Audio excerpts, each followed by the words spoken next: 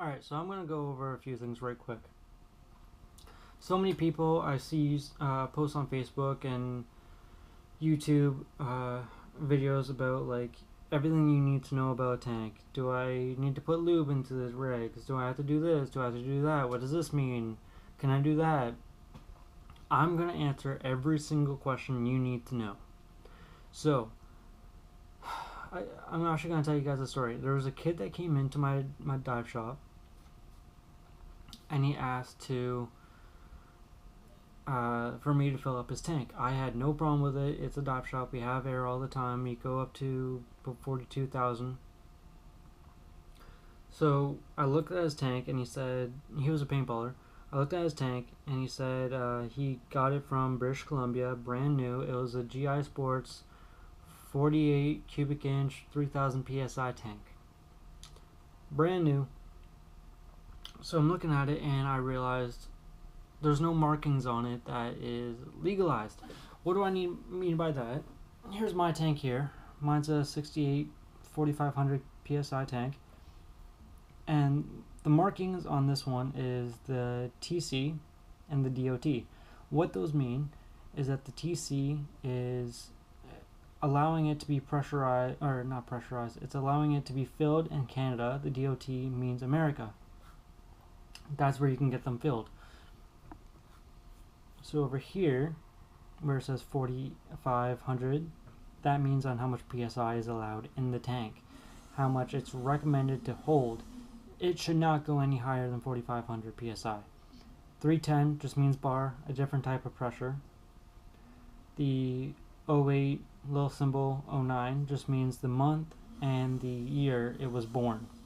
Every 5 years you should get this rehydroed. Go to a fire department, a dive shop, a paintball shop, whichever one works.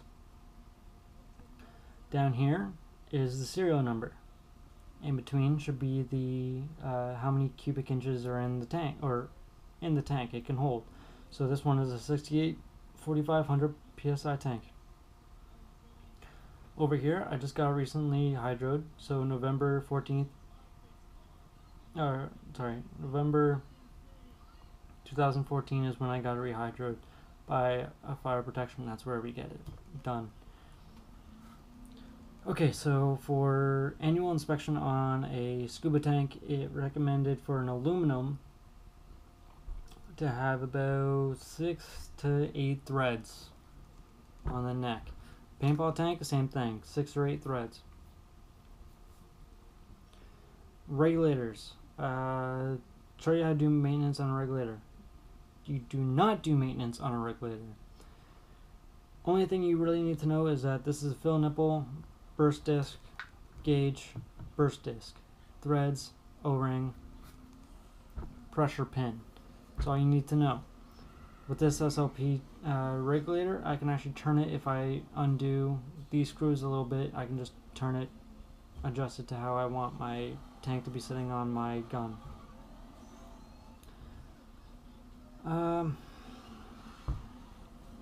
Okay, so with the hydro, every 5 years you should be getting it rehydroed, like I already said. With steel tanks, it only has to be done, you can do it as many times as you want. It usually costs about 30 to 50 bucks, even though the tank itself costs about $50. It can be done as many times as it can. As long as it passes, it can be done. With the carbon fiber tanks like this one here, it can only be carbonized for 15 years total. So when it starts, so 5 to 14, one more time, so 14 to 19. So after 2019, after its final hydro date, that's it. Gotta throw out this tank, gotta get a new one. Alright, so I'm actually going to show you guys something that happened to me once. Just going to put my tank away. I'm going to open up this bag and tell you about it. So this is basically the same rag as this one, except for this is an SLP and it has a little silver rim around it, or collar, I should say. So first thing you guys should notice is that these silver indents on the threads. What happened there, you might ask? Well, I bought a 45 cubic inch 4500 psi tank, a peanut tank off Kijiji, and it was a pretty good deal. It lasted me while it could. And the tank needed to be hydroed. So I tried to take this reg off, and this broke off. Reason being is because someone actually put red Loctite on that groove. I don't know why you did that, but you don't need to do it.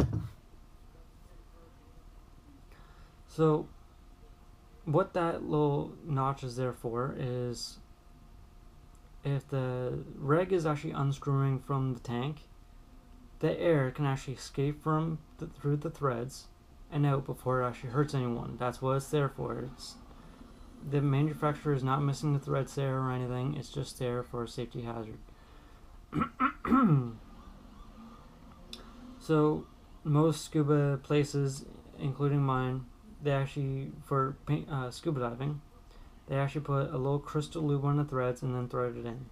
After that, they pressurize they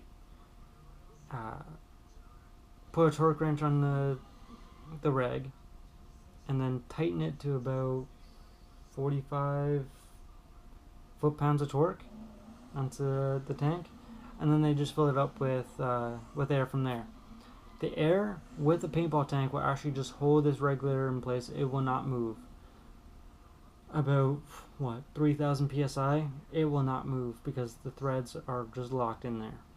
That's all you really need to know about the regs. Oh, one more thing.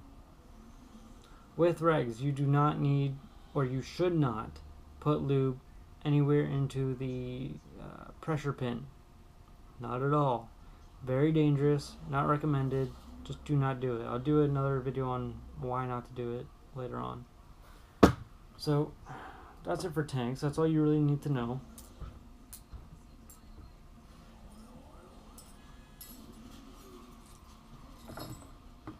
However, fill nipple, all you really need to know about this is just where to put the hose onto the tank just so you can fill it up. So I'm just going to talk right quick about all the things I'm going to be reviewing soon. And this is my i4 mask.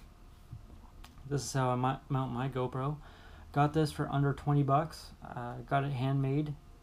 I'll tell you all the details later on in another video. It comes with the nuts, the bolts, the under part, the top, and it also came with this little screw this little nut to put the screws in to hold the GoPro itself. Next thing,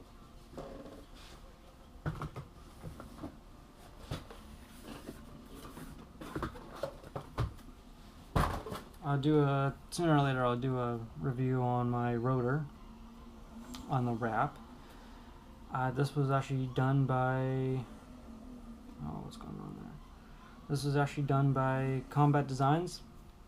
Very well done.